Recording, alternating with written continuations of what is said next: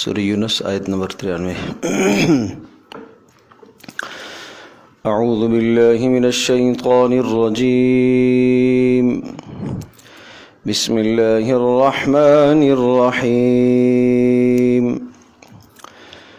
وَلَقَدْ بَوَّأْنَا بَنِي إِسْرَائِيلَ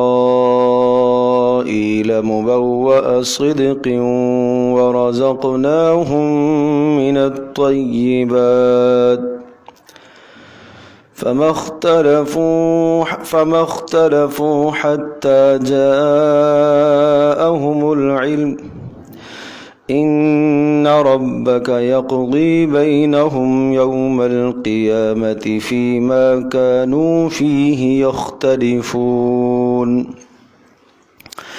فَإِن كُنتَ فِي شَكٍّ مِّمَّا أَنزَلْنَا إِلَيْكَ فَاسْأَلِ الَّذِينَ يَقْرَؤُونَ الْكِتَابَ مِن قَبْلِكَ لقد جاءك الحق من ربك فلا تكونن من الممترين ولا تكونن من الذين كذبوا بآيات الله فتكون من الخاسرين إن الذين حقت عليهم كلمة ربك لا يؤمنون ولو جاءتهم كل آية حتى يروا العذاب الأليم فلولا كانت قرية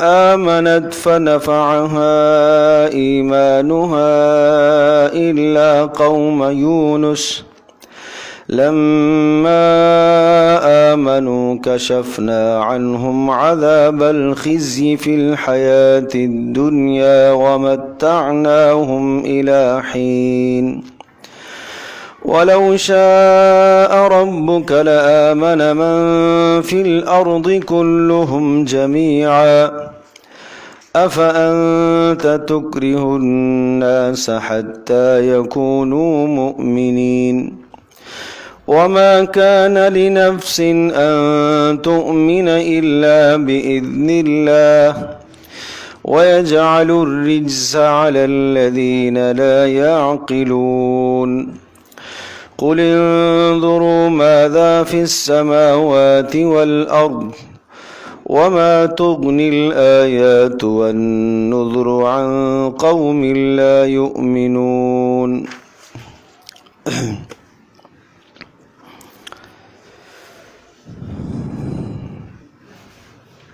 وَلَقَدْ بَوَّأْنَا بَنِي إِسْرَائِيلَ مُبَوَّأَ صِدْقٍ وَرَزَقْنَاهُمْ مِنَ الطَّيِّبَاتِ۔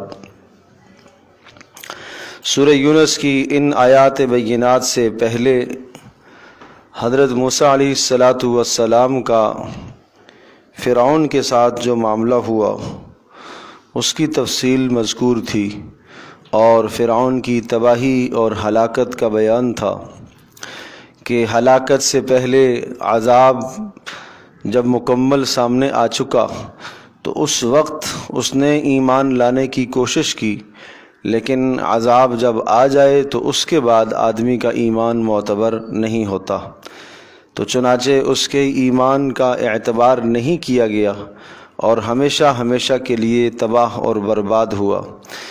اس کے بعد یعنی فرعون اور اس کے لشکر کے غرق ہونے کے بعد حضرت موسیٰ علیہ السلام کا جو معاملہ بنی اسرائیل کے ساتھ ہے، اپنی قوم کے ساتھ، تو اس کی تفصیل یہاں پر ہے۔ وَلَقَدْ بَوَّأْنَا بَنِي إِسْرَائِيلَ، یقیناً ہم نے جگہ دی بنی اسرائیل کو، ہم نے ٹھکانہ دیا بنی اسرائیل کو فرعون کے تباہ ہونے کے بعد اور اس کے غرق ہونے کے بعد بنی اسرائیل کو ہم نے مصر میں اقتدار دیا۔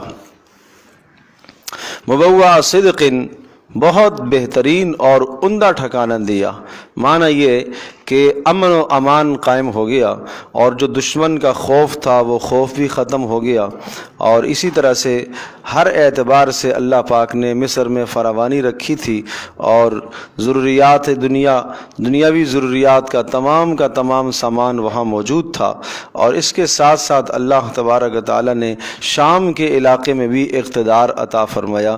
تو گویا کہ مصر، اردن اور شام میں اللہ پاک نے بنی اسرائیل کو اقتدار عطا فرمایا۔ یہ ہے بوأنا بنی اسرائیل، ہم نے بنی اسرائیل کو ٹھکانہ دیا، یعنی اقتدار ہم نے عطا کیا۔ مبوأ صدق، بہت ہی بہترین ٹھکانہ، بہت ہی عمدہ اقتدار کہ جس میں امن و امان بھی ہو اور دنیا کی ساری ضروریات، دیگر ضروریات بھی پوری ہوں، معاش کے مسائل بھی حل ہو گئے اور اس کے ساتھ ساتھ امن و امان بھی قائم ہو گیا۔ وَرَزَقْنَاهُم مِّنَ الطَّيِّبَاتِ، اور ساتھ تصریح فرمائی کہ ہم نے پاکیزہ چیزیں ان کو کھانے کو دی۔ وَرَزَقْنَاهُم مِّنَ الطَّيِّبَاتِ، اور ہم نے ان کو عطا کی پاکیزہ اشیاء۔ پاکیزہ اشیاء معنی یہ کہ وہ زمین سے نکلنے والے نباتات اور غلے اور اس کے علاوہ اور جو ان کی ضروریات تھی، اللہ پاک نے وہ ساری چیزوں کی فراوانی عطا فرمائی۔ اب اس فراوانی کا تقاضا تو یہ تھا کہ وہ اللہ کا شکر بجا لاتے اور اللہ کے احکام کی پابندی کرتے، اور موسیٰ علیہ السلام جو احکام لے کر آئے، کتاب لے کر آئے، اس کتاب کی پیروی کرتے۔ تقاضا تو یہ تھا کہ اتنا اللہ نے دیا ہے، امن بھی عطا فرمایا، اقتدار بھی عطا فرمایا، تو اس کا تقاضا کیا تھا کہ اللہ کا شکر بجا لائے، اللہ کی بندگی کی طرف آئے۔ لیکن ہوا کیا، فَمَا اخْتَلَفُوا حَتَّى جَاءَهُمُ الْعِلْمُ، نہیں آپس میں اختلاف کیا انہوں نے مگر اس وقت جب علم آ چکا۔ علم آ چکا کیا معنی کہ پہلے یعنی فرعون کے غرق ہونے سے پہلے سارے کے سارے ایک ساتھ جمع تھے اور آپس میں اجتماعیت تھی، چونکہ ایک دشمن سامنے تھا اور سب کے سب اس دشمن کے پیچھے لگے ہوئے تھے کہ اس کا کسی نہ کسی طرح سے خاتمہ ہو جائے، اور اس نے زندگی تنگ کر رکھی تھی۔ اب اس کے غرق ہونے کے بعد اللہ تبارک و تعالیٰ نے جب کتاب عطا فرمائی تو اب آپس میں لڑنا شروع کر دیا، اب آپس میں اختلافات ہو گئے اور آپس میں ذاتیات پر آ گئے۔ فَمَا اخْتَلَفُوا، نہیں انہوں نے اختلاف کیا، حتیٰ جاءہم العلم، یہاں تک کہ علم ان کے پاس آیا، یعنی معلومات مکمل آ چکی، اب اپنی اغراض، خواہشات نفس آڑے آگے۔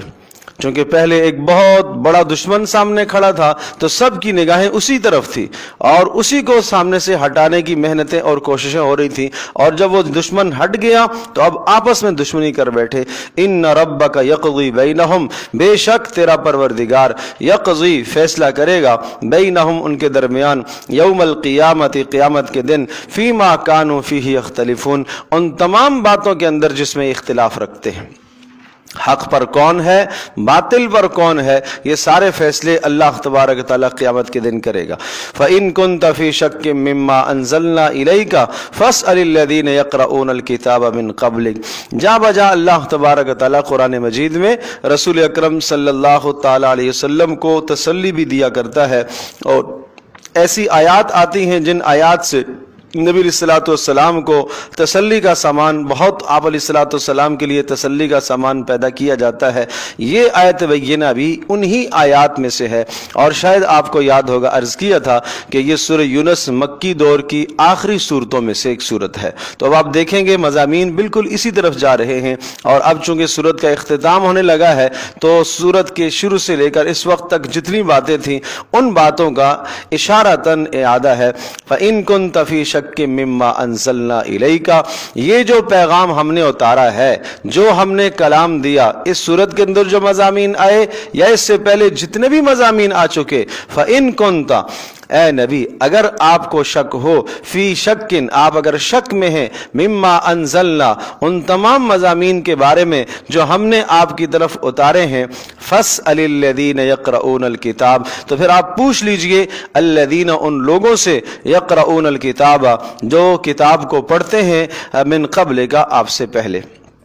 الذین یقرؤون الکتاب، جو آپ سے پہلے پڑھتے ہیں، کتاب یہاں پر کتاب بمعنی کتب کے ہے، جو آپ سے پہلے کتب کو پڑھتے ہیں، کتب سے مراد تورات و انجیل ہے، ان سے پوچھئے کہ اللہ کی طرف سے کیا ایسے احکام ان کے پاس آئے ہیں کہ نہیں آئے ہیں۔ یقیناً یہود کے علماء اگر وہ صادق ہوئے، وہ سچے ہوئے، تو وہ یقیناً آپ کو بتائیں گے کہ ہاں یہ اللہ پاک کے احکام ہیں اور جو آپ کے پاس آیا وہ درست آیا۔ اب یہاں ایک سوال آتا ہے کہ کیا رسول اکرم صلی اللہ تعالی علیہ وسلم کو شک ہے؟ نہیں، حضرت صلی اللہ علیہ وسلم کو کسی قسم کا شک نہیں ہے۔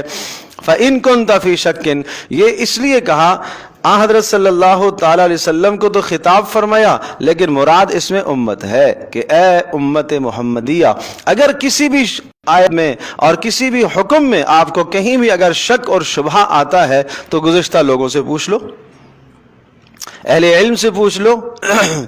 اور دوسری بات یہ ہے کہ یہاں یہ بات آگے لفظ الہ جو ہے نا وہ دلالت کر رہا ہے، الہ اعلیٰ نہیں ہے، ایک ہے اعلیٰ ایک ہے الہ، تو تھوڑا سا فرق ہے۔ تو اگر مما انزلنا علیک کا ہوتا تو پھر براہ راست رسول پاک صلی اللہ علیہ وسلم کی ذات ہی مراد ہوتی، یہاں الیک کا آپ کی طرف، تو آپ کی طرف جو اتارا گیا ہے یعنی رسول اکرم صلی اللہ علیہ وسلم کے توسط سے جو پوری امت کو ملا ہے۔ اگر امت کا کوئی بھی فرد اس میں شک اور شبہ کرتا ہے تو اسے چاہیے کہ وہ پوچھ لے ان لوگوں سے یقرؤون الکتاب، جو گزشتہ کتابوں کو پڑھنے والے ہیں۔ لقد جاءک الحق، یقیناً حق آ چکا، من ربک، تیرے پروردگار کی طرف سے، فلا تکونن من الممترین، لہذا آپ نہ ہو جائیے شک اور شبہ کرنے والوں میں سے۔ یہاں ایک بات یہ بھی ذہن نشین فرما لیں کہ یہاں قرآن کہتا ہے فَاسْأَلِ الَّذِينَ يَقْرَؤُونَ، اگر آپ کو کہیں تردد ہے اور آپ کو کسی معاملے میں شک و شبہ ہے تو آپ کو پوچھنا چاہیے ان لوگوں سے جو کتاب کو پڑھنے والے ہیں، یعنی اہل علم سے۔ تو اس سے علماء نے ایک مسئلہ مفسرین نے نکالا، اس آیت سے استنباط کیا کہ ہمیشہ مسائل اہل علم سے پوچھنے چاہیے، علماء سے مسائل پوچھنے چاہیے، اور جہاں آپ کو دین کے کسی بھی معاملے میں شبہ ہو جائے، شک ہو جائے، تو تمہیں فوری رجوع کرنا چاہیے۔ یہ آیت بھی یہی بتا رہی ہے کہ اگر آپ کو کسی بھی جگہ پر شبہ ہو جائے تو اہل علم سے پوچھئے، علماء سے پوچھئے، ہر ایک سے نہیں پوچھا جائے، کیا پتہ جس سے آپ پوچھ رہے ہیں وہ علم کو جانتا بھی ہے یا نہیں جانتا۔ اور یہ ہے کہ اپنی طرف سے بھی انسان کوئی اندازے نہ کرے، بلکہ فوراً پوچھنے میں زیادہ بہتری ہے۔ اس لیے حدیث پاک میں حضرت صلی اللہ علیہ وسلم نے پوچھنے سے متعلق یہ ارشاد فرمایا کہ انجان کی شفا وہ سوال میں ہے۔ ایک آدمی کو اگر علم نہیں آتا تو اس کی شفا کس میں ہے؟ سوال میں ہے۔ اسے سوال کرنا چاہیے، اسے پوچھنا چاہیے، بلا وجہ بلا پوچھے اگر عمل کر رہا ہے تو کہیں ایسا نہ ہو کہ وہ غلط ہو جائے اور بجائے ثواب کے وہ نقصان پالے اور گناہ پالے۔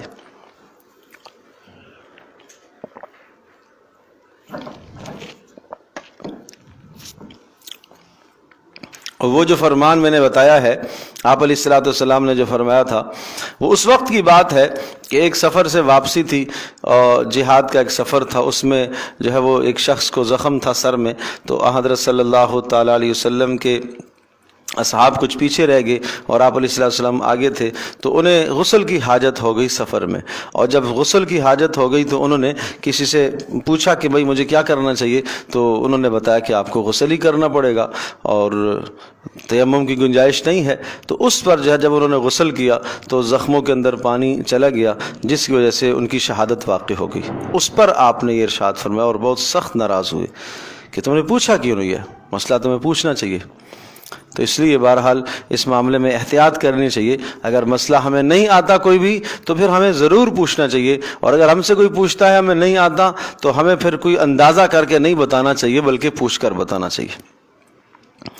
وَلَا تَكُونَنَّ مِنَ الَّذِينَ كَذَّبُوا بِآيَاتِ اللَّهِ فَتَكُونَ مِنَ الْخَاسِرِينَ، اور آپ مت ہو جائیے وَلَا تَكُونَنَّ ان لوگوں میں سے مِنَ الَّذِينَ كَذَّبُوا بِآيَاتِ اللَّهِ جو اللہ کی آیات کا انکار کرتے ہیں، تکذیب کرتے ہیں، جھٹلاتے ہیں، فَتَكُونَ مِنَ الْخَاسِرِينَ، اگر آپ نے ایسا کر لیا تو اس کا ثمرہ کیا ہوگا، نتیجہ کیا ہوگا تکذیب کا، فَتَكُونَ مِنَ الْخَاسِرِينَ، خسارہ ہی خسارہ ہے، آپ خسارے والوں میں سے ہو جائیں گے۔ فَتَكُونَ مِنَ الْخَاسِرِينَ، دنیا کے اندر بھی خسارہ اور آخرت میں بھی خسارہ، دونوں جہانوں میں خسارہ آپ مول لیں گے۔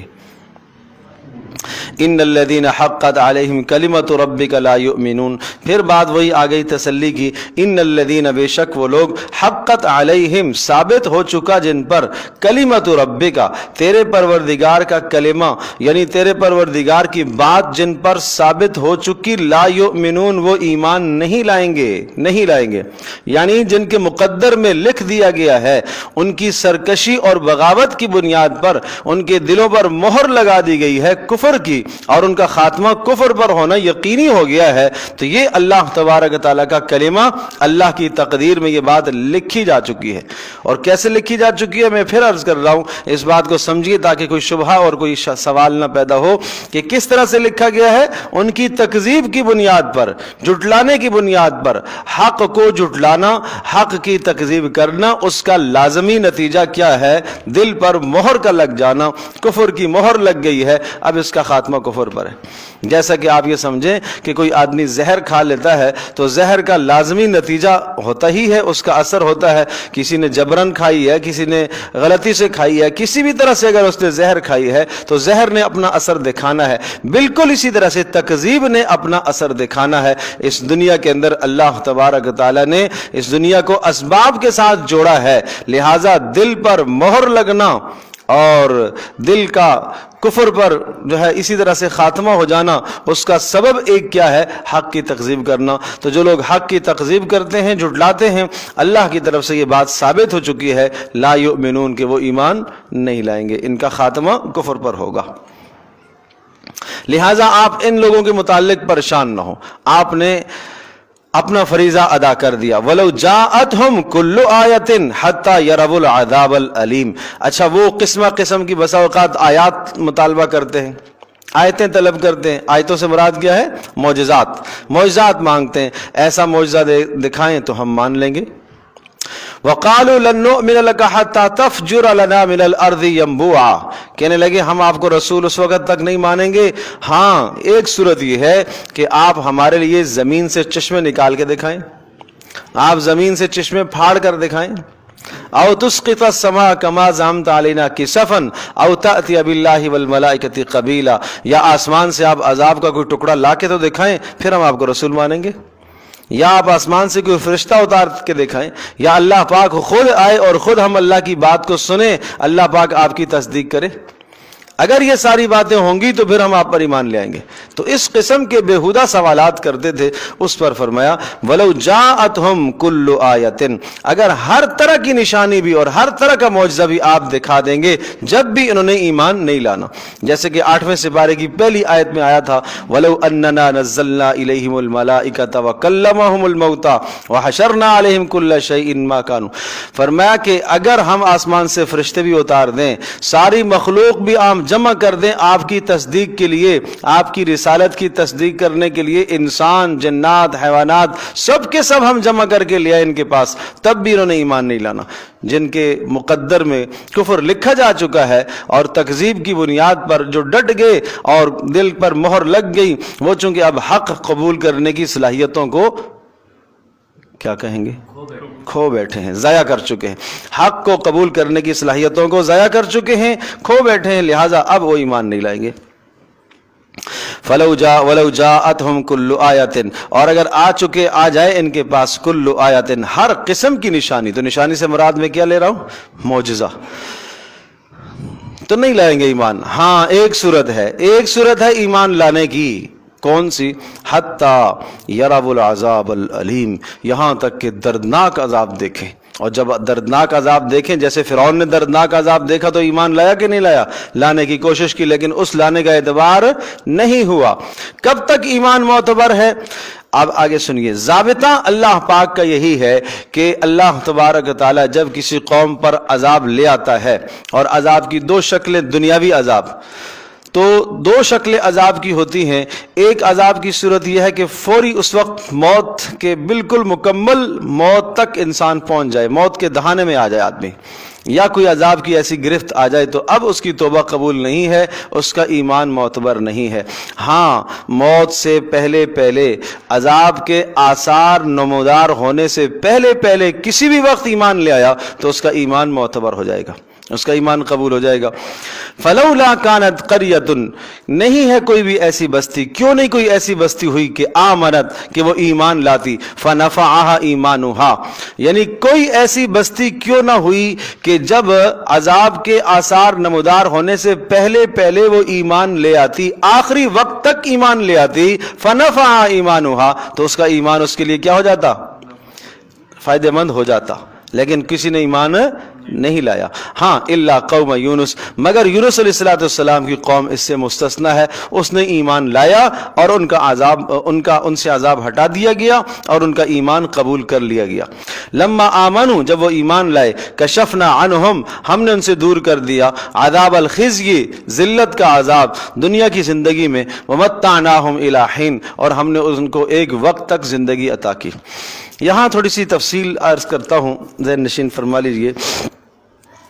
اللہ تبارک و تعالیٰ کا قانون کلی اور ضابطہ یہی ہے کہ جب عذاب آ جائے یا کسی کی موت کا وقت آ جائے تو اب اس کی توبہ قبول نہیں ہوتی۔ حدیث پاک میں بھی آتا ہے کہ اللہ تبارک و تعالیٰ بندے کی توبہ کو قبول کر لیتا ہے ما لم یغرغر، جب تک اس کی موت غرغرے تک نہ پہنچے، حلق تک اس کی موت نہ پہنچے۔ تو پتہ یہ چلا کہ جب تک موت حلق تک نہ پہنچے، اگر اس سے پہلے آخری لمحے میں بھی آدمی توبہ کر لیتا ہے تو اس کی توبہ معتبر ہو جائے گی۔ سامنے ہلاکت نظر آ رہی ہے، ہلاکت آ گئی ہے، ابھی تک اس کا آغاز نہیں ہوا، بس عذاب منڈلا رہا ہے، عذاب کی شکل کیفیت سامنے آ گئی ہے، تو اب یہ اگر شخص ایمان لے آتا ہے تو اس کا ایمان اس وقت معتبر ہو جائے گا۔ لیکن جیسے ہی عذاب کا آغاز ہو گیا، موت کا نکلنا، روح کا قبض ہونا شروع ہو گیا، عذاب کا آغاز ہونا شروع ہو گیا، اب معتبر نہیں ہے، اس سے پہلے پہلے۔ تو آیت یہاں یہی بتا رہی ہے کہ کیوں ایسا نہیں ہوا کہ بستیوں میں سے، نافرمانوں میں سے کوئی نافرمان قوم آخری وقت تک ہی ایمان لے آتی تو ہم اس کا ایمان کیا کر لیتے؟ قبول کر لیتے۔ کوئی بھی ایمان نہیں لایا سوائے کس کے؟ یونس علیہ السلام کی قوم کے۔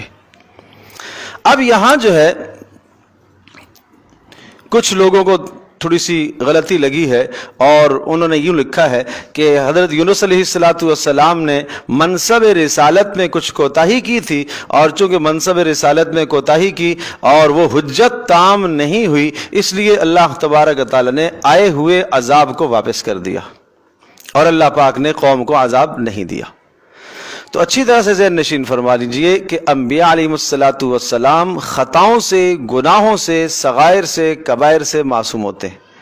لہٰذا جب یہ بات ہے کہ نبی ہمیشہ خطا سے، گناہ سے، صغیرے سے، کبیرے سے کیا ہے؟ معصوم ہوتا ہے۔ جب نبی خطا سے معصوم ہوتا ہے تو اگر کوئی نبی فریضہ رسالت میں کوتاہی کرتا ہے تو یہ کیا ہے؟ خطا ہے، یہ کبیرہ گناہ ہے۔ یا ایھا الرسول بلغ ما انزل الیک من ربک، آپ اپنے پروردگار کی طرف سے ملنے والے احکام کی آپ تبلیغ کیجئے۔ وَإِن لَّمْ تَفْعَلْ، اور اگر آپ نے ایسا نہیں کیا تو فَمَا بَلَّغْتَ رِسَالَتَ، آپ نے رسالت کا حق پھر ادا نہیں کیا۔ یہی وجہ ہے کہ رسول اکرم صلی اللہ تعالی علیہ وسلم نے آخری حجۃ الوداع کے موقع پر صحابہ کو گواہ بنایا اور سب کے سب سامنے تھے اور سب کے سامنے آپ نے ارشاد فرمایا، بتاؤ میں نے پہنچایا کہ نہیں پہنچایا؟ حل بلغت، کیا میں نے پہنچا دیا؟ پھر آپ نے پوچھا حل بلغت، میں نے پہنچایا؟ پھر آپ نے پوچھا الا حل بلغت، بتاؤ میں نے پہنچایا؟ تو سب نے کہا کہ جی آپ نے پہنچایا، آپ نے امت کا حق ادا کر دیا، پہنچانے کا حق ادا کر دیا۔ اس پر آپ علیہ السلام نے ارشاد فرمایا، اے اللہ تو گواہ رہنا، تو گواہ رہنا، تو گواہ رہنا، میں نے اپنے ذمے جو امانت تھی وہ امانت میں نے ان تک پہنچا دی۔ پھر آپ نے فرمایا الا فلیبلغ الشاہد الغائب، تم میں سے ہر جو یہاں موجود ہے وہ غائب تک پہنچا دے۔ یہ لفظ ایسا ہے کہ جس نے قیامت تک آنے والے کسی انسان کو نہیں چھوڑا، سب کے سب اس میں شامل ہو گئے کہ جس تک تک بھی میری بات پہنچے گی وہ میری بات کو آگے تک پہنچائے۔ تو انبیاء علیہ الصلوۃ والسلام اپنے سلسلہ رسالت میں امین ہوا کرتے ہیں، امانت دار ہوا کرتے ہیں، وہ کسی بھی جگہ پر کوتاہی نہیں کرتے، کوتاہی کا تصور بھی نہیں ہے، اس لیے کہ انبیاء معصوم ہیں۔ اگر ہم اس تصور کو مان لیتے ہیں ایک منٹ کے لیے کہ ہاں نبی سے یہاں کوتاہی ہوئی ہے، فریضہ رسالت میں کوتاہی ہوئی ہے، تو فریضہ رسالت میں کوتاہی کرنے کا مطلب کیا ہے کہ امانت میں خیانت ہے، اور امانت میں خیانت یہ گناہ کبیرہ ہے، یہ عصمت انبیاء کے خلاف ہے، انبیاء علیہ الصلوۃ والسلام کے معصوم ہونے کے خلاف ہے۔ اگر اس بات کو مان لیا جائے تو پورا سلسلہ نبوت اور رسالت سے اعتماد ہی اٹھ جائے گا۔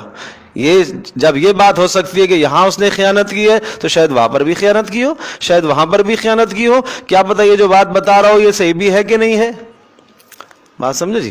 تو اس لیے انبیاء علیہ الصلوۃ والسلام تمام کے تمام اپنے فریضہ رسالت میں امانت دار ہیں، امین ہیں، کسی بھی قسم کی کسی نبی سے کوئی کوتاہی کا احتمال نہیں ہے، یہاں تک کہ کسی نبی پر ایمان لانے والا ایک آدمی بھی اگر نہیں ہے، ایسے انبیاء بھی آئیں گے کہ جن پر ایمان لانے والا کوئی ایک بھی نہیں ہوگا، تو انہوں نے بھی اپنا فریضہ مکمل ادا کیا۔ قیامت کے دن ان کو بھی ظاہر سی بات ہے کہ نبوت کے اسی درجے میں رکھا جائے گا جہاں باقی انبیاء علیہ الصلوۃ والسلام کو رکھا گیا ہے۔ معنی یہ ہے کہ کسی قسم کی کوتاہی کا احتمال وہاں پر بھی نہیں ہے جن پر ایمان لانے والا ایک آدمی بھی نہیں تھا، بات سمجھے جی۔ یہ کہنا کہ یونس علیہ الصلوۃ والسلام نے کوئی کوتاہی کی ہے فریضہ رسالت میں اور حجت مکمل نہیں ہوئی تھی اور اس لیے اللہ پاک نے عذاب ہٹا دیا، اس لیے کہ عذاب آتا جب ہے کہ جب کیا ہے حجت تام ہوتی ہے، اور یونس علیہ الصلوۃ والسلام وقت سے پہلے نکل گئے تھے، اذن الہی سے پہلے نکل گئے تھے، تو اس لیے جو ہے اللہ پاک نے قوم سے عذاب کو ہٹا لیا۔ یہ بات درست نہیں ہے، یہ میں نے نقل اس لیے کی ہے کہ یہ بات غلط ہے، اس کی تردید کر رہا ہوں۔ درست بات کیا ہے؟ صحیح بات یہ ہے کہ یہ جو یونس علیہ الصلوۃ والسلام کی قوم پر عذاب نہیں آیا، یہ اچھا جن لوگوں نے یہ بات لکھی ہے کہ فریضہ رسالت میں یونس علیہ السلام سے کوتاہی ہوئی ہے، انہوں نے یہ کہا ہے کہ حضرت یونس علیہ الصلوۃ والسلام کی قوم اللہ کے اس قانون اور ضابطے کے تحت داخل اور شامل نہیں ہے، یہ مستثنا ہے، یہ اس ضابطے سے ہٹ کر ہے۔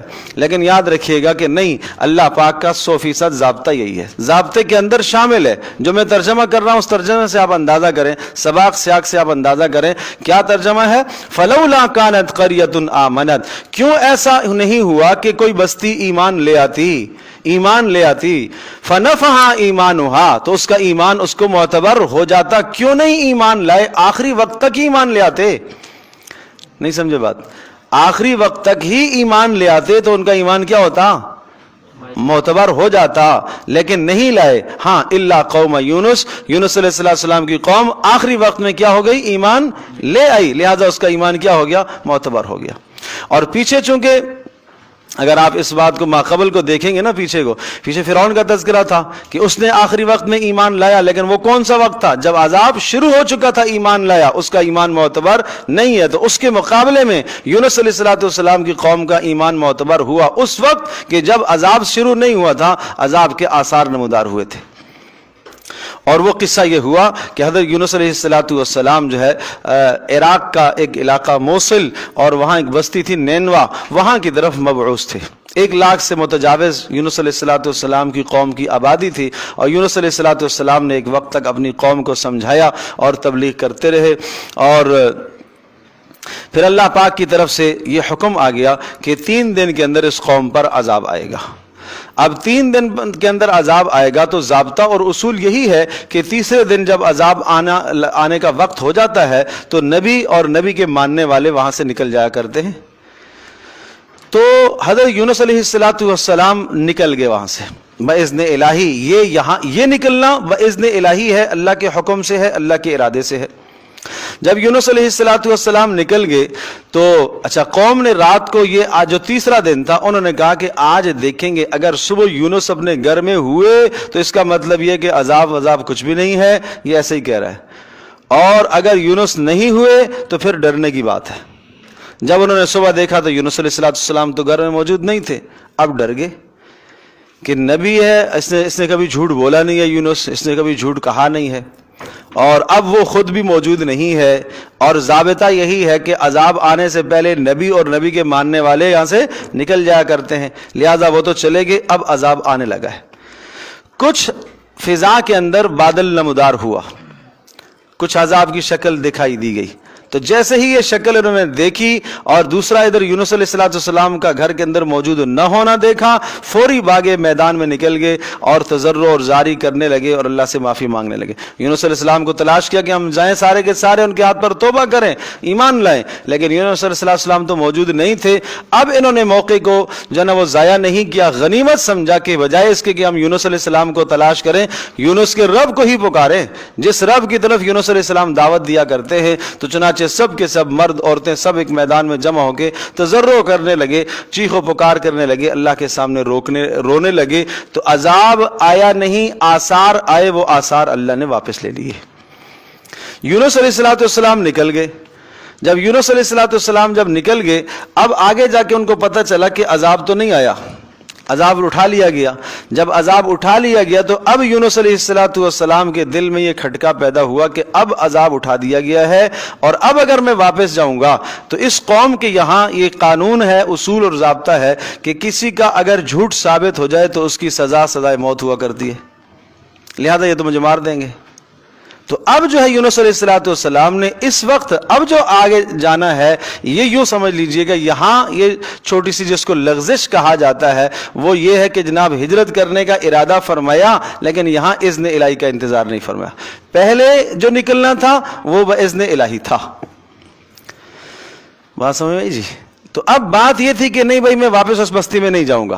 اب یہاں کوئی اللہ پاک کے کسی حکم کا انہوں نے انتظار نہیں فرمایا کہ اب میرے لیے کیا حکم ہے، مجھے واپس ان کے پاس ہی جانا ہے یا کسی اور علاقے کے اندر ہجرت کرنی ہے۔ اب اس اذن کا انہوں نے انتظار نہیں فرمایا، اور چونکہ ان کے ذہن میں بات یہی تھی کہ اب اگر میں واپس جاؤں گا تو اب میں واپس وہاں کس منہ سے جاؤں گا تو ایسا نہ ہو کہ مجھے قتل کر دے، لہٰذا اب اس جگہ سے ہجرت کر کے جانا ہی زیادہ بہتر ہے۔ چنانچہ جب ہجرت کی ارادے سے وہ نکلے تو آگے جو ہے وہ کشتی میں سوار ہوئے، کشتی والوں نے ان کو پکڑ بھی لیا، پہچان لیا، اور اذ ابق الی الفلک المشحون، سورہ صافات کے اندر لفظ جو ہیں اذ ابق، ابق کہتے ہیں کسی آقا سے بھاگ کے آنا، مالک سے بھاگ کے آنا۔ تو کشتی میں جب سوار ہوئے تو کشتی والوں نے تو ان سے کرایہ بھی نہیں لیا، سب پہچانتے تھے، لیکن آگے جا کے کشتی بیچ میں رک گئی، اور ملاح نے کہا کہ اس کشتی کے اندر کوئی ایسا فرد ہے جو اپنے آقا سے بھاگ کے آیا ہے۔ یونس علیہ السلام نے فرمایا میں ہی آیا ہوں، میں ہی بھاگ کے آیا ہوں، لہذا تم مجھے نیچے پھینک دو۔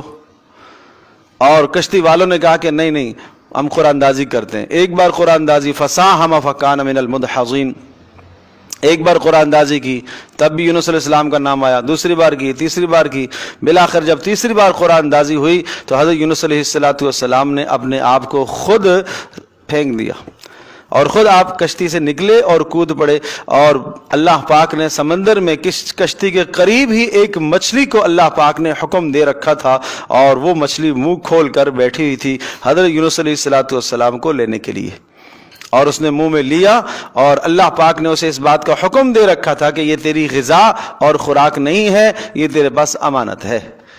چنانچہ اس نے لقمہ بنا لیا، فالتقمہ الحوت، حوت نے، اس مچھلی نے، بڑی مچھلی نے لقمہ بنا لیا، اور وہ لے کر سمندر کے اندر یونس علیہ السلام کو لے کے پھرتی رہی، اور جب یونس علیہ السلام مچھلی کے پیٹ کے اندر پہنچے، وہاں کی حرارت اور گرمی کی وجہ سے جسم سے بال اکھڑ گئے۔ فَنَبَذْنَاهُ بِالْعَرَاءِ وَهُوَ سَقِيمٌ وَأَنبَتْنَا عَلَيْهِ شَجَرَةً مِّن يَقْطِينٍ، سورہ صافات کے اندر ہے کہ ہم نے ایک جو نا درخت اگایا، بیل کدو کی، لیکن ایسا تھا کہ جو تناور درخت تھا، اور اس کے سائے میں بیٹھتے تھے یونس علیہ السلام، اور اللہ پاک نے ایک بکری کا انتظام فرمایا، تو وہ بکری آتی تھی، اس کا دودھ لیتے تھے، تو اس طرح سے ان کے جسم کے اندر دوبارہ توانائی اور طاقت پیدا ہوئی، اور پھر اللہ پاک نے فَأَرْسَلْنَاهُ إِلَىٰ مِائَةِ أَلْفٍ أَوْ يَزِيدُونَ، وہی 1,00,000 کی قوم جو تھی، اس قوم کی طرف اللہ نے دوبارہ ان کو مبعوث فرمایا تھا۔ اور جب مچھلی کے پیٹ کے اندر پہنچے تو فلولا انه كان من المسبحين للبث في بطنه الى يوم يبعثون، اگر تسبیح نہ کرتے تو قیامت تک پیٹ میں رہتے۔ فنادى في الظلمات ان لا اله الا انت سبحانك وظنون اذ ذهب مغاضبا فظن ان لن نقدر عليه، ان آیات کو سمجھیں۔ حضرت یونس علیہ السلام جب نکلے اور فظن، ان کا یہ خیال تھا اللہ نقدر علیہ، ہم ان پر کسی قسم کی تنگی نہیں کریں گے۔ فنادى في الظلمات اللہ الہ، تو وہ مچھلی کے پیٹ میں پہنچ گئے اور پھر وہاں انہوں نے اپنے پروردگار کو پکارا۔ روایات میں آتا ہے یونس علیہ السلام نے اپنے پاؤں کو پھیلایا کہ دیکھوں یہاں سجدہ کرنے کی جگہ ہے، محسوس ہوا کہ سجدہ کرنے کی جگہ ہے، اور گر گئے سجدے میں اور یہ کلمات پڑھنے لگے، لا الہ الا انت سبحانک انی کنت من الظالمین۔ ان کلمات میں 3 باتیں ہیں۔ نمبر 1، لا الہ الا انت، اللہ تبارک تعالیٰ کے معبود، حاجت روا، مشکل کشا ہونے کا اقرار۔ لا الہ الا انت، کوئی معبود نہیں، کوئی مسجود نہیں، کوئی حاجت روا نہیں، کوئی مشکل کشا نہیں سوائے تیرے، اے اللہ تو ہی ہے۔ نمبر 2، سبحانک، اے اللہ تو ہر عیب سے پاک ہے، یعنی میں جو یہاں آیا ہوں، اے اللہ میرا یہاں آنا یہ تو نے کوئی تیری طرف سے کوئی ظلم نہیں ہے، تو ہر ظلم سے تو پاک ہے، عدل و انصاف والا ہے، ہر کمی سے، ہر کوتاہی سے تو پاک ہے، اور ساتھ اشارہ ہر کمزوری سے بھی تو پاک ہے، ہر کمزوری سے تو پاک ہے، لہذا تو قادر ہے کہ مچھلی کے پیٹ سے مجھے باہر نکالے۔ ایسا نہیں ہے کہ تو قادر نہیں ہے جی، تو عدم قدرت سے، قدرت کے نہ ہونے سے تو پاک ہے، تو قادر ہے۔ انی کنت من الظالمین، ہاں قصور، غلطی میری اپنی ہے۔ انی کنت من الظالمین، زیادتی میری طرف سے ہے۔ یہاں پر ظلم کا مطلب اجر کو کم کرنا، یہاں ظالمین سے مراد اجر کو کم کرنا۔ تو حضرت یونس علیہ السلام کی بڑی مبارک کلمات ہیں۔ حضرت صلی اللہ علیہ وسلم سے کسی نے پوچھا کہ کیا یہ کلمہ صرف حضرت یونس علیہ السلام کے ساتھ خاص ہے یا ہمارے لیے بھی ہے؟ تو آپ نے فرمایا، آپ نے قرآن میں نہیں پڑھا فَاسْتَجَبْنَا لَهُ وَنَجَّيْنَاهُ مِنَ الْغَمِّ، کہ اس کلمے کی برکت سے ہم نے یونس علیہ السلام کو اس غم سے نجات دی اور ان کی پکار کو قبول کیا، دعا کو سنا۔ وَكَذَلِكَ نُنْجِي الْمُؤْمِنِينَ، اسی طرح سے ہم ایمان والوں کو نجات دیتے رہیں گے، قیامت تک ایمان والوں کو نجات دیتے رہیں گے اس کلمے سے۔ تو آیت کریمہ بہت مجرب عمل ہے، اسے پڑھا جائے، لیکن عام طور پر آج کل جو ہم پڑھتے ہیں یا بسا اوقات آیت کریمہ کا ختم ہوتا ہے اور آس پاس کے سارے مل ملا کے بیٹھ کے، اول تو یہ اجتماع درست ہی نہیں ہے، اس طرح سے سب کو جمع کرنا، ایک مسنون، ایک مستحب عمل کے لیے سب کو جمع کرنا، یہ تو ثابت ہی نہیں ہے۔ تو جس پر مصیبت ہے، جو پریشانی میں مبتلا ہے، جو مصیبت زدہ ہے، وہ خود اس کا اہتمام کرے، اور پڑھنے والیوں کو یا پڑھنے والوں کو نہیں پتا کہ لا الہ الا انت سبحانک کا معنی کیا ہے۔ کم از کم یونس علیہ السلام والا احساس تو لاؤ اندر، وہ جذبہ تو لے کے آؤ۔ لا الہ الا انت سبحانک انی کنت من الظالمین، اپنے قصور کا اعتراف تو کرو، گناہوں کے اندر ملوث ہے، مبتلا ہے، اور لا الہ الا انت سبحانک انی کنت من الظالمین پڑھ کر اپنے اوپر سے مصیبت ہٹانا چاہتا ہے۔ یونس علیہ السلام کا تو اقرار تو دیکھو پہلے، تو اس معنی کو تو سمجھو اچھی طرح سے، پھر اس کے بعد دیکھو، پھر اس کلمے کی طاقت دیکھو، جس طاقت کے ساتھ جب انسان کچھ چیز سمجھ کے پڑھتا ہے تو سمجھنے کے بعد اس کی کیفیت الگ ہوتی ہے۔ ملا سمجھے ایک الگ بات ہے۔ وہ کہتے ہیں ایک آدمی کہیں جا رہا تھا تو راستے میں اس کو ایک پہلوان تھا، تو دیکھا ایک دیہاتی آدمی ہے اور کھیتوں میں ہل چلا رہا، تو اس پہلوان نے اس کو جناب چیلنج کر دیا کہ میرے سے کشتی کرو گے؟ تو اس نے کہا کہ ہاں۔ دیہاتی نے کہا کروں گا۔ چنانچہ وہ اپنا کام چھوڑ کے، کھیت چھوڑ کے آیا اور آ کے کشتی اس کے ساتھ لڑنے لگا، تو یہ پہلوان کو اس نے نیچے کر دیا، گرا دیا، اور دیہاتی اوپر ہو گیا۔ تو پہلوان صاحب نے کہا کہ نہیں، بات سمجھ میں نہیں آئی، دوبارہ کرتے ہیں، دوبارہ لڑتے ہیں بھائی، پھر لڑو۔ پھر جب لڑے تو پھر اسی طرح سے ہوا کہ پہلوان صاحب نیچے ہو گئے اور وہ دیہاتی اوپر ہو گیا۔ تو کوئی آدمی راہگیر تھا، گزرنے والا، اس نے جب دیکھا کہ یہ ایک دیہاتی آدمی ایک بڑے پہلوان، نامور پہلوان تھا، اس پہلوان کے ساتھ یہ کشتی لڑ رہا ہے، تو اس نے کہا کہ جانتے ہو یہ کون ہے؟ کہا نہیں، کہا یہ تو فلاں پہلوان ہے۔ جب نام لیا تو وہ دیہاتی کانپنے لگا۔ اب تیسری مرتبہ کہا اب لڑائی کرو، اب لڑائی کری تو پہلوان غالب آ گیا، دیہاتی نیچے آ گیا۔ کیوں؟ اس لیے کہ معرفت کے بعد، پہچان کے بعد کیفیت الگ ہو جایا کرتی ہے۔ ہاں سمجھے نا؟ تو اسی طرح سے اللہ کی جب معرفت حاصل ہو جائے، اللہ کو ہم پہچان لیں، اللہ کی قدرت ہم سمجھ لیں، اللہ کا علم ہم سمجھ لیں، اللہ کی طاقت جب ہم سمجھ لیں، تو اس کے بعد آدمی کی کیفیت اور ہو جائے گی۔ آدمی جتنا اللہ کی معرفت حاصل کرے گا، اتنا دل میں خوف زیادہ ہوتا چلا جائے گا۔ بات سمجھے جی؟ اتنا ڈر اور خوف زیادہ ہوتا چلا جائے گا. تو یہ بات ہے کہ اس کو معرفت کے ساتھ، لا الہ الا انت سبحانک انی کنت من الظالمین، معرفت کے ساتھ اس کو پڑھو، سمجھ کر پڑھو، اور ساتھ درود شریف بھی پڑھ لو، اچھی بات ہے. حضرت مولانا حسین مدنی رحمۃ اللہ علیہ کے متعلق آتا ہے کہ جب ان سے کوئی بات کہتا کہ کوئی حاجت کا تذکرہ کرتا تو اس کو یہ عمل بتایا کرتے تھے کہ جمعے کے دن عصر کی نماز کے بعد، جمعے کے دن عصر کی نماز کے بعد لا الہ الا انت سبحانک انی کنت من الظالمین اس کو پڑھو، اور درود شریف بھی پڑھو. جتنی بار لا الہ الا انت سبحانک پڑھو گے اتنی بار درود شریف بھی پڑھو. 500 مرتبہ آیت کریمہ، 500 بار درود شریف، اور 500 مرتبہ رب انی مغلوب فانتصر، رب انی مغلوب فانتصر، رب انی مغلوب فانتصر. یہ حضرت نوح علیہ السلام کے کلمات ہیں.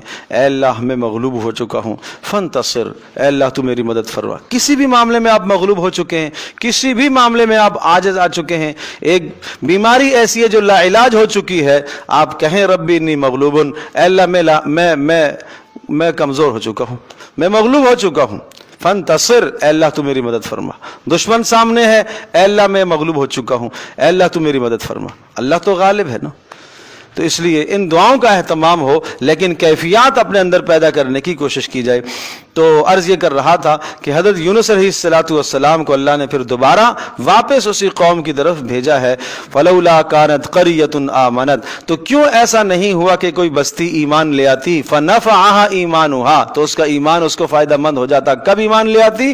عذاب کے آثار سے پہلے، عذاب ظاہر ہونے سے پہلے آثار کے وقت ہی ایمان لے آتی، آخری وقت ہی ایمان لے آتی، اس کا ایمان اس کو فائدہ مند ہو جاتا. ہاں الا قوم یونس علیہ السلام کی قوم ایمان لائی ہے آخری وقت میں، اور اس کا ایمان کیا ہو گیا؟ معتبر ہو گیا. لما آمنوا، جب وہ ایمان لائے، کشفنا عنہم، تو ہم نے ہٹا دیا ان سے عذاب الخزي، ذلت کا عذاب دنیا کی زندگی میں، ومتعناہم الی حین، اور ہم نے ان کو زندگی دی ہے ایک زمانے تک. اب دوبارہ اللہ پاک نے یونس علیہ السلام کو وہیں بھیجا، اور اللہ نے اس قوم کو ایک زندگی دی الی حین، ایک وقت تک، یعنی موت تک پھر رہے. وَلَوْ شَاءَ رَبُّكَ لَآمَنَ مَنْ فِي الْأَرْضِ كُلُّهُمْ جَمِيعًا. اب پھر رسول اکرم صلی اللہ علیہ وسلم کو تسلی ہے، اور اس کا ترجمہ کرنے کے بعد آگے پھر میں آپ سے سوال کروں گا، آپ کو دیکھتا ہوں کتنا سمجھ میں آیا. وَلَوْ شَاءَ رَبُّكَ، اور اگر تیرا پروردگار چاہتا، لَآمَنَ مَنْ فِي الْأَرْضِ، تو ایمان لے آتے، مَنْ فِي الْأَرْضِ كُلُّهُمْ، جتنے ہی زمین میں تھے سب کے سب ایمان لے آتے. اگر اللہ کی مشیت ہوتی تو سب کے سب ایمان لے آتے، لیکن شاباش، امتحان ہے. اصل میں دیکھیے گا اس دنیا کے اندر مکلف مخلوق انسان اور جن ہے. ہر مخلوق کا ایک مقصد ہے. سورج چاند ستارے ہیں اللہ نے بنائے ایک مقصد کے لیے. سورج کا کام ہے اس کا روشنی دینا، اس کا کام ہے. چاند کا کام ہے روشنی دینا. اللہ نے ان کو روشنیوں کے لیے پیدا فرمایا ہے. اب اس کے علاوہ ان کا کوئی چارہ کار ہے ہی نہیں. سورج اپنی مرضی نہیں کر سکتا، چاند اپنی مرضی نہیں کر سکتا، یعنی جتنی بھی مخلوقات ہیں، جس کو اللہ تبارک تعالیٰ نے جتنا شعور عطا فرمایا، اس شعور کے مطابق اللہ نے اس کے سپرد کام کیا ہے، اور وہ اس میں کام کے اندر مجبور ہے. اپنے اس کام میں کیا ہے؟ مجبور ہے. یہ اس کو کہتے ہیں اجبار، اجباری ہدایت ہے وہ. لیکن انسان اور جن یہ مکلف مخلوق ہے، اور مکلف کے اندر اجباری ہدایت نہیں ہے، اختیاری ہدایت ہے. اختیاری ہدایت کا مطلب کیا ہے؟ آپ کے سامنے خیر کا راستہ بھی ہے، آپ کے سامنے شر کا راستہ بھی ہے. اس خیر کے منافع بھی سارے سمجھا دیے، اس شر کے نقصانات بھی سارے بتا دیے. بتا دیا کہ یہ راستہ سیدھا جنت کو جا رہا ہے، اور اس راستے کو چلو گے تو کامیاب ہو جاؤ گے. یہ راستہ جہنم کی طرف ہے، ناکامی اور تباہی کی طرف ہے. اب تمہارے سامنے دونوں چیزوں کا اختیار ہے، کس کو قبول کرتے ہو. اسی کا نام ہے امتحان. اسی کا نام امتحان ہے کہ انسان کا امتحان ہے اس دنیا کے اندر، اور انسان کو اللہ پاک نے مکلف بنایا ہے. تو اگر اللہ پاک چاہتا تو جس طرح سے سورج کو اللہ پاک نے روشنی کے لیے مقرر ہی کر دیا ہے اور لازم اور جبر کر دیا ہے، اسی طرح سے اگر اللہ چاہتا تو تمہارے اوپر بھی جبر کر دیتا. تم اللہ کی بندگی اسی طرح سے کرتے جس طرح سے سورج روشنی دے رہا ہے. اس کا روشنی دینا ہی اللہ کی بندگی ہے. جس مقصد کے لیے اللہ نے اس کو بنایا ہے اس مقصد میں وہ پورا اتر رہا. تو اگر اللہ چاہتا تو اجباراً تمہارے اوپر بھی اس ہدایت کو لازم کر دیتا، لیکن تمہارا امتحان پھر کیسے ہوتا؟ وَلَوْ شَاءَ رَبُّكَ، اگر تیرا پروردگار چاہتا، لَآمَنَ مَنْ فِي الْأَرْضِ، ایمان لے آتے زمین میں جتنے بھی ہیں، كُلُّهُمْ، سب کے سب ایمان لے آتے، لیکن وَلَٰكِن لِيَبْلُوَكُمْ، یہاں ایک لفظ اگر آپ بڑھا دیں گے، لکھ دیں گے اپنی طرف سے نیچے ترجمے کے ساتھ ساتھ کہ لیکن تمہارا امتحان ہے، تمہارا امتحان ہے۔ أَفَأَنْتَ تُكْرِهُ النَّاسَ حَتَّى يَكُونُوا مُؤْمِنِينَ، کیا آپ جبر کریں گے لوگوں پر؟ آپ جبر کریں گے، جبراً ان کو ایمان میں داخل ہی کریں گے یہاں تک کہ وہ صاحب ایمان ہو جائیں؟ اگر آپ جبراً داخل کریں گے تو پھر مقصد کیا ہوا؟ پھر مکلف ہونے کا مقصد تو نہ رہا نا، تو آپ جبراً ہدایت میں داخل نہیں کر سکتے۔ وَمَا كَانَ لِنَفْسٍ أَن تُؤْمِنَ، اور یہ ضابطہ یاد رکھیے، وَمَا كَانَ لِنَفْسٍ، اور نہیں ہے کوئی نفس، أَن تُؤْمِنَ کہ وہ ایمان لائے، إِلَّا بِإِذْنِ اللَّهِ، مگر اللہ پاک کے بِإِذْنِ اللَّهِ، بِمَشِیَّةِ اللَّهِ، اللہ کی مشیت سے، اللہ کی مشیت سے ایمان لائے گا۔ وَيَجْعَلُ الرِّجْسَ، اور اللہ تبارک و تعالیٰ نے ڈال دی ہے ناپاکی اور گندگی، علی الذین، ان لوگوں کے اوپر، لا یعقلون، جو نہیں سمجھتے۔ ان ناپاکی سے مراد شرک اور کفر اللہ نے ثابت کر دیا ان لوگوں کے لیے، لا یعقلون، جو دین کو نہیں سمجھنا ہی نہیں چاہتے، لا یعقلون، جو دین کو سمجھنا نہیں چاہتے۔ اگر اندر طلب نہیں ہے تو اللہ ان کو ہدایت نہیں دے گا۔ قل، آپ فرما دیجئے، انظروا ماذا فی السماوات والارض، غور تو کرو کیا کچھ اللہ نے آسمان میں بنایا ہے اور زمینوں میں، کتنے دلائل عقلیہ ہیں، اللہ پاک کی قدرت کے کتنے بڑے بڑے دلائل ہیں۔ وما تغنی الآیات والنذر عن قوم لا یؤمنون، لیکن بات یہ ہے، وما تغنی الآیات والنذر، فرمایا نہیں فائدہ دیتی آیات، والنذر، اور ڈرانے والے بھی فائدہ نہیں دیتے، عن قوم، ایسے لوگوں کو، لا یؤمنون، جو ایمان نہیں لانا چاہتے، لا یؤمنون، جو ایمان نہیں لانا چاہتے، عنادن، ضد کی وجہ سے جو ایمان نہیں لانا چاہتے، ان کو نبی کی نصیحت سے بھی فائدہ نہیں ہوتا، قرآن کی نصیحت سے بھی ان کو فائدہ نہیں ہوتا، اس لیے کہ وہ ایمان لانا ہی نہیں چاہتے۔ فَهَلْ يَنْتَظِرُونَ إِلَّا مِثْلَ أَيَّامِ الَّذِينَ خَلَوْا مِنْ قَبْلِهِمْ، بس یہ انتظار کر رہے ہیں، فَهَلْ يَنْتَظِرُونَ، یہ نہیں ہے مگر انتظار کر رہے ہیں، یا یہ انتظار کر رہے ہیں صرف اور صرف مِثْلَ أَيَّامِ الَّذِينَ خَلَوْا مِنْ قَبْلِهِمْ، ان واقعات کا، ایام سے مراد کیا ہے؟ واقعات، ان واقعات کا انتظار کر رہے ہیں، الَّذِينَ خَلَوْا مِنْ قَبْلِهِمْ، ان لوگوں کے واقعات جو گزر چکے ہیں، یہ ان واقعات کا انتظار کر رہے ہیں۔ کیا مطلب؟ عذابوں کا انتظار کر رہے ہیں۔ قل، آپ فرما دیجئے، فانتظروا، ٹھیک ہے اگر تم انتظار کرتے ہو تو کرو، فانتظروا، تم انتظار کرو، اپنے انجام بد کا انتظار کرو، انی معکم من المنتظرین، میں بھی انتظار کر رہا ہوں تمہارے خلاف فیصلہ ہونے کا، میں بھی انتظار کر رہا ہوں۔ ثم ننجی رسلنا والذین آمنوا کذالک حقا علینا ننجی المؤمنین، ثم ننجی رسلنا، اور یہ اللہ کی سنت اور اللہ کا طریقہ یہ ہے، جب عذاب آتا ہے، ثم ننجی رسلنا، پھر ہم نجات دے دیا کرتے ہیں اپنے ماننے اپنے رسولوں کو، والذین آمنوا، اور ان لوگوں کو بھی جو رسولوں پر ایمان لائے، اسی طرح سے ان کو بھی ہم نجات دیتے ہیں، جیسے رسولوں کو نجات دیتے ہیں اسی طرح سے ایمان والوں کو بھی نجات دیتے ہیں۔ حقا علینا نصر ننجی المؤمنین، یہ ہمارے ذمے ہے یہ بات، ایمان والوں کو نجات دینا۔ سمجھے جی، یہ ہمارے ذمے ہے، یہ ذمے کا ترجمہ میں کر رہا ہوں لفظ کے اعتبار سے، ورنہ اللہ تبارک و تعالیٰ کے ذمے کوئی شے نہیں ہے، یہ بات یاد رکھیے گا۔ ہمارا عقیدہ اہل سنت الجماعت کا یہ ہے کہ اللہ تبارک و تعالیٰ کے ذمے کوئی شے لازم نہیں ہے۔ ذمے کا مطلب کیا ہوتا ہے؟ آپ نے کسی سے قرض لیا ہے، آپ کے ذمے اس کو لوٹانا، اور اگر آپ نہیں لوٹائیں گے تو آپ قابل گرفت ہیں، آپ قابل ملامت ہیں، آپ قابل مواخذہ ہیں۔ اگر اللہ تبارک و تعالیٰ سب کے سب انسانوں کو جہنم میں ڈال دے تب بھی اللہ کا عدل ہے، یہ ہمارا عقیدہ ہے۔ اللہ پاک سب کے سب کو اگر جہنم میں ڈال دے تو یہ تب بھی کیا ہے؟ بولو، یہ اللہ کا عدل ہے، اللہ کے ذمے نہیں ہے۔ اب میں اس پر ایک حدیث ذکر کرتا ہوں۔ حضرت صلی اللہ تعالی وسلم نے ارشاد فرمایا کہ ہر شخص اللہ کے فضل سے جنت میں جائے گا۔ آپ سے پوچھا کہ اللہ کے رسول کیا آپ بھی؟ آپ نے فرمایا ہاں میں بھی اللہ کے فضل سے ہی جنت میں جاؤں گا۔ تو جب ہر آدمی اللہ کے فضل سے، تو فضل کا مطلب کیا ہوتا ہے؟ جو بغیر ذمے میں ہوتا ہے۔ آپ کسی کو دے دیتے ہیں، گفٹ دے دیتے ہیں، تو یہ آپ کے ذمے میں تھا گفٹ دینا؟ نہیں تھا۔ تو یہ آپ نے کیا کیا؟ فضل کیا نا، آپ نے اگلے پر احسان کیا. تو اسی طرح سے اللہ تبارک و تعالیٰ کا یہ احسان ہے اہل ایمان کو نجات دینا.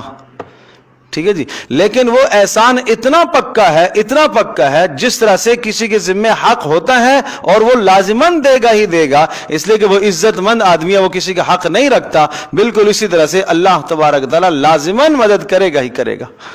تو یہ ہے اللہ تبارک و تعالیٰ حقاً علینا ننجی المؤمنین، ہمارے ذمہ ہے، یعنی تفضل اور احسان ہے ہمارا. قل یا ایھا الناس ان کنتم فی شک من دینی. اب بات وہی عرض کر رہا ہوں کہ سورت کا اختتام ہونے لگا ہے. سورت کا دعویٰ بھی اور نفع اور نقصان کا اختیار صرف اللہ کے پاس ہے. دعوے کا اعادہ فرمایا، اور نمبر 2 نفع اور نقصان کا اختیار صرف اللہ کے پاس ہے. اور پھر خلاصہ آ گیا. دیکھو، قل آپ فرما دیجئے، آپ اعلان کر دیجئے، یا ایھا الناس، اے لوگو، ان کنتم فی شک من دینی، اگر تم سب کے سب شک میں مبتلا ہو، کوئی شک کر رہے ہو، من دینی، میرے دین کے معاملے میں، میرے دین کی سچائی کے بارے میں اگر تمہیں کوئی شک اور شبہ ہے تو سن لو صاف صاف بات. فلا اعبد الذین تعبدون من دون اللہ، یہ سورہ مبارکہ کا موضوع تھا. یاد ہے؟ ہاں، شروع میں کیا کہا؟ شروع میں پہلے بات آئی تھی، پہلا لفظ سورہ یونس کا کیا کلمات تھے؟ اکان للناس عجبا ان اوحینا الی رجل منہم ان انذر الناس وبشر الذین آمنوا.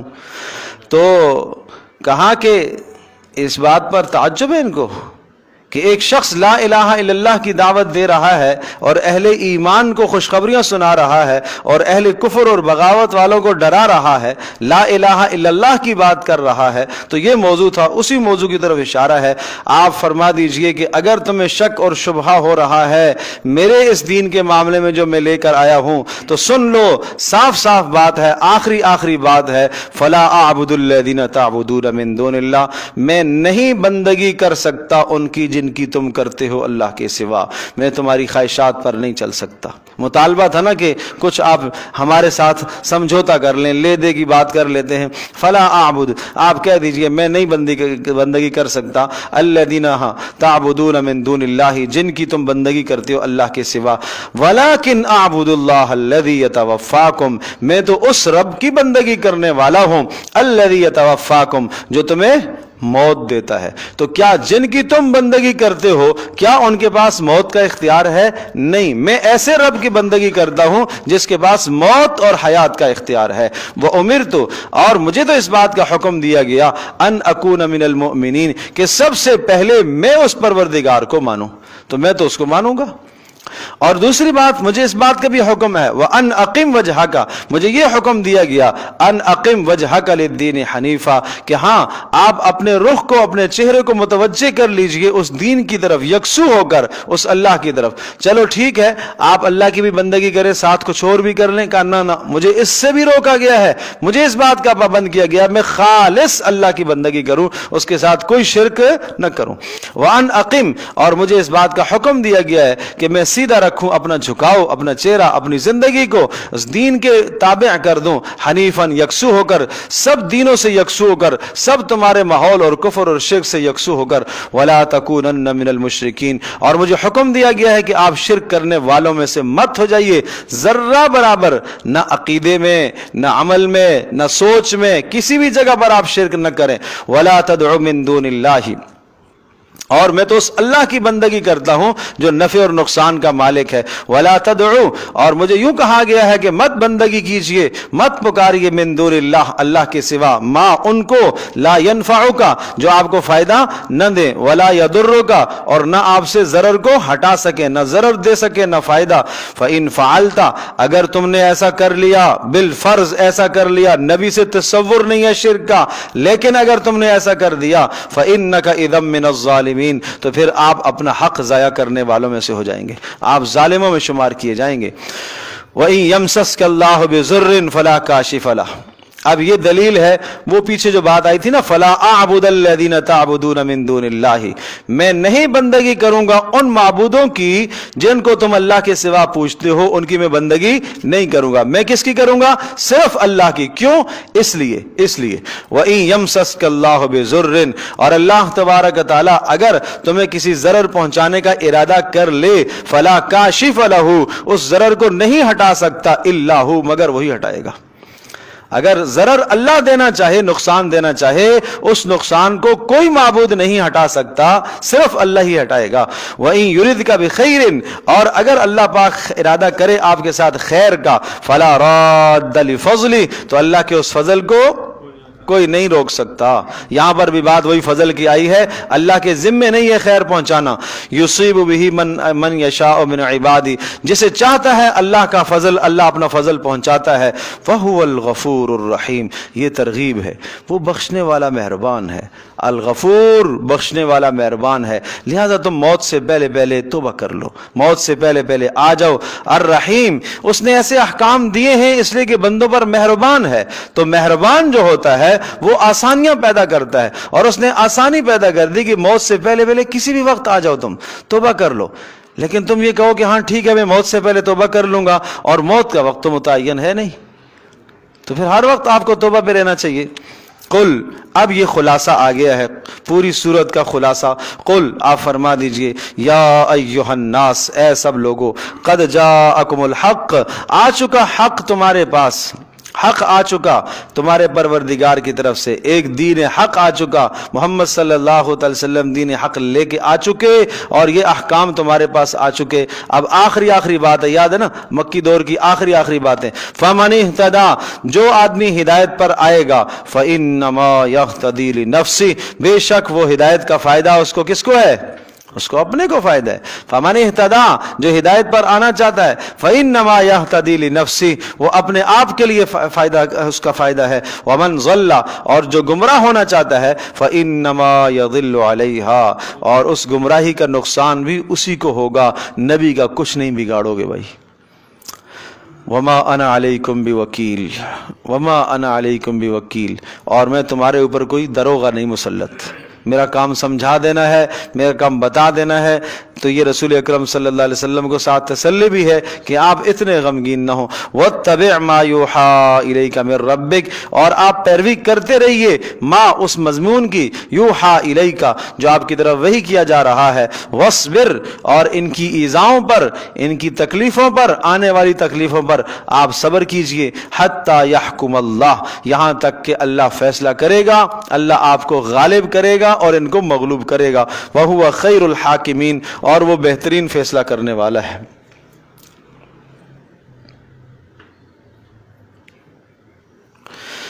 اللہم صلی علی سیدنا مولانا محمد۔ چلیں، کیا خیال ہے؟ نئی سورت شروع ہو رہی ہے تو انشاءاللہ چلو پھر اگلی نشست سے کریں گے۔ یہ تھوڑا سا پرچہ مجھے دے دو، یہ پرچہ ہے، وہ نکالا ہے جو آپ نے، ایک بڑا قیمتی تحفہ لایا ہوں۔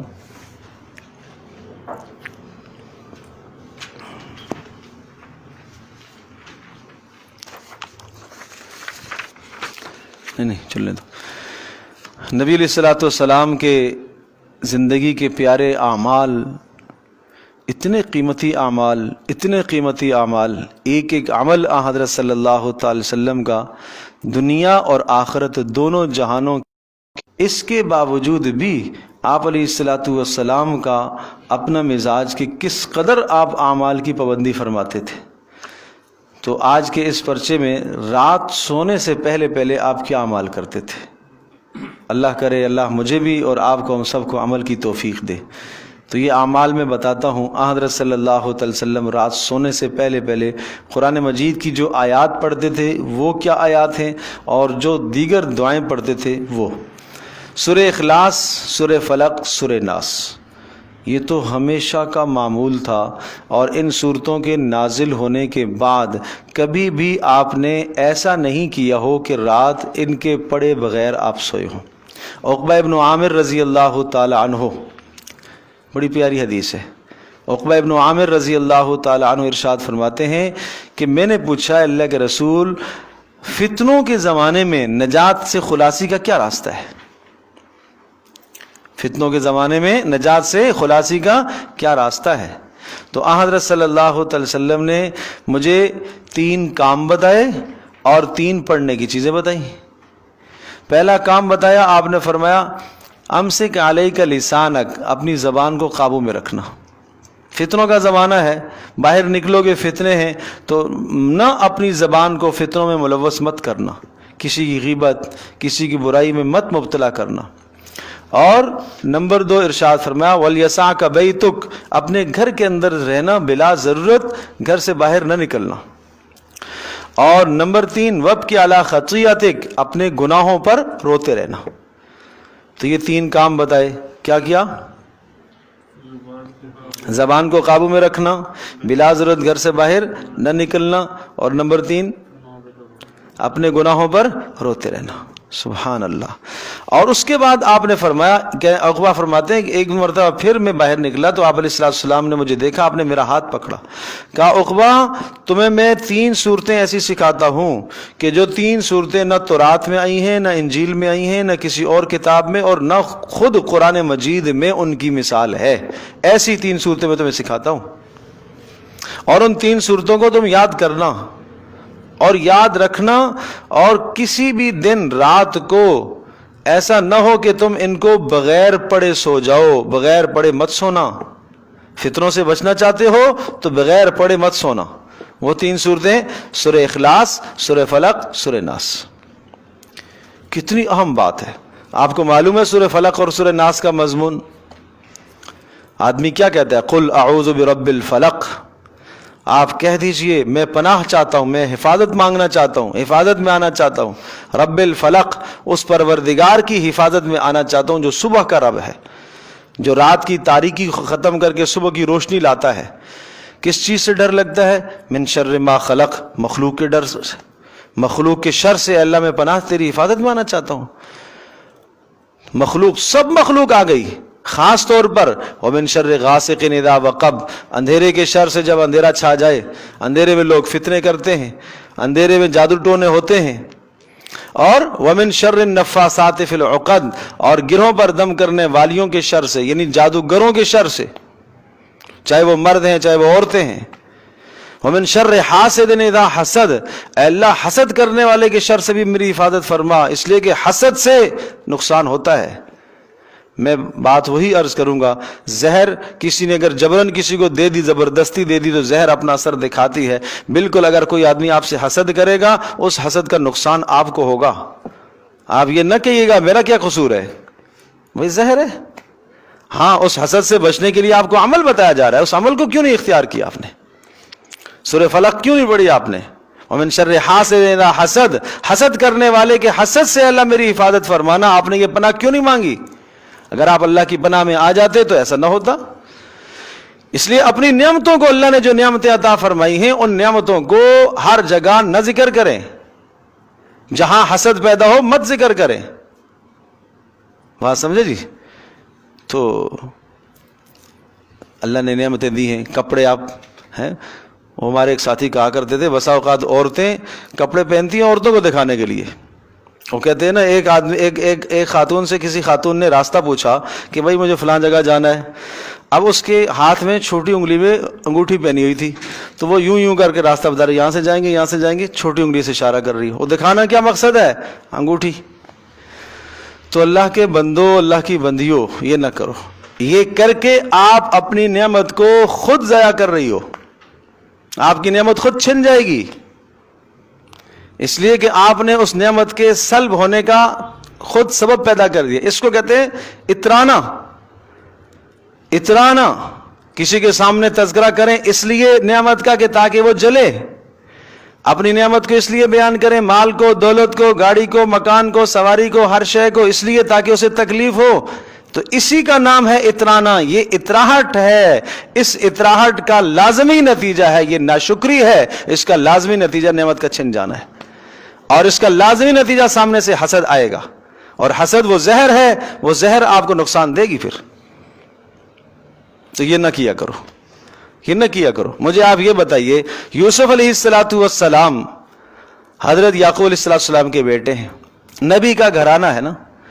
اچھا خواب دیکھا تو یا بنیا لا تقصص رؤیاک علی اخوتک، بیٹا یہ خواب اپنے بھائیوں کے سامنے نہ بیان کرنا، فیکیدوا لک کیدا، ایسا نہ ہو کہ حسد میں مبتلا ہو جائے، ایسا نہ ہو کہ حسد میں مبتلا ہو جائیں.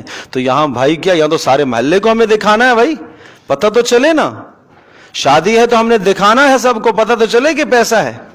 تو پھر اگلی بار جب پیسہ سب ختم ہو گیا، ٹھپ ہو گیا کاروبار سب کچھ، اب جناب کسی نے کچھ کر دیا، یہ ہو گیا، وہ کسی نے کچھ نہیں کر دیا، نہ کسی کے کرنے سے کچھ ہوتا ہے، یہ اپنا خود کا کیا ہوا ہے، خود بربادی کی ہے، خود اپنے پاؤں پہ کلہاڑی ماری ہے بھائی.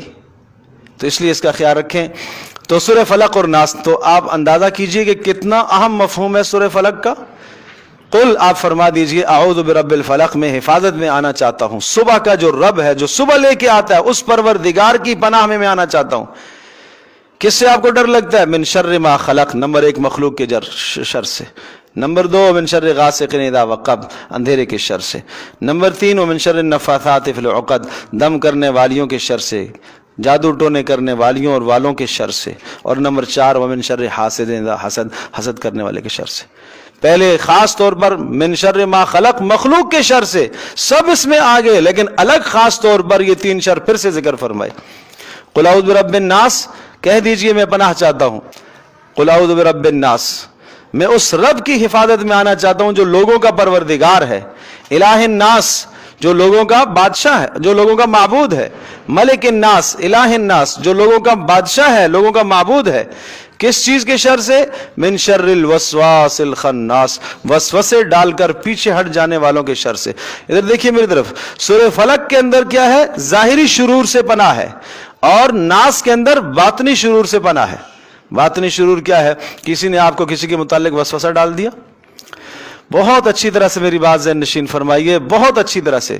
آپ کے دل میں وسوسہ نہیں ہے، آپ بیٹا بات سنو، آپ کے دل میں وسوسہ نہیں ہے، سنیے گا، بڑی اہم بات ہے.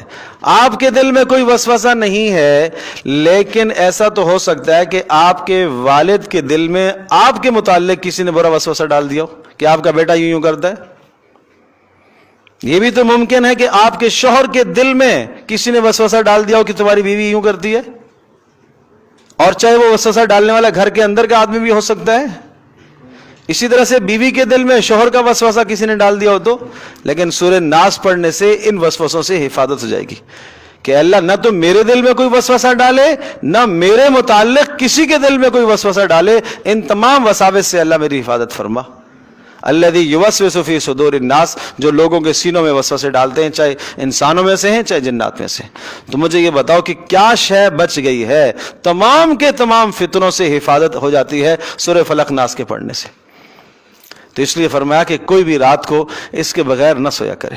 اور حضرت نبی علیہ الصلوۃ والسلام کا عمل تھا کہ آپ کو رات کو ان آیات کو بستر پر بیٹھ کر 3 مرتبہ ان کو پڑھتے اور ہتھیلیوں پر آپ دم کرتے، پھر ہتھیلیوں پر پھونک کر پورے جسم پر پھیرتے، پھر پڑھتے، پھر جناب دم کر کے پھر پورے جسم پر. حضرت عائشہ فرماتی ہیں سامنے پورے جسم پر، پیچھے جہاں جہاں تک ہاتھ پہنچتا تھا وہ پڑھتے تھے. اس کے علاوہ جب لیٹ جاتے تھے تو آیت الکرسی کا اہتمام فرماتے تھے، آیت الکرسی پڑھتے تھے. تو آیت الکرسی تقریباً سب کو یاد ہے، اور جب کوئی آیت الکرسی پڑھتا ہے تو اللہ تبارک و تعالیٰ اس کی حفاظت کر دیتا ہے، شیطان قریب نہیں آئے گا.